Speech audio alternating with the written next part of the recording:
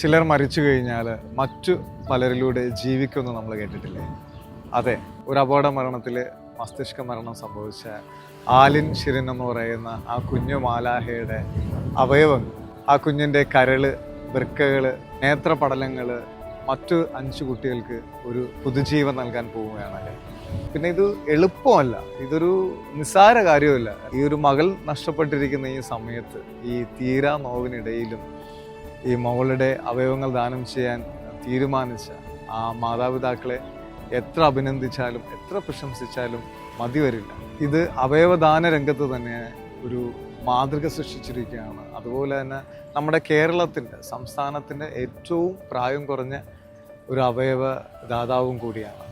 നമുക്ക് ഈ കുടുംബത്തെ നമ്മുടെ പ്രാർത്ഥനയിൽ ഓർക്കാം. ഒരിക്കൽ കൂടി ഈ കഠിനമായ സാഹചര്യത്തിലും ഇവരെടുത്ത ഈ തീരുമാനത്തിന് ബിഗ് സല്യൂട്ട്.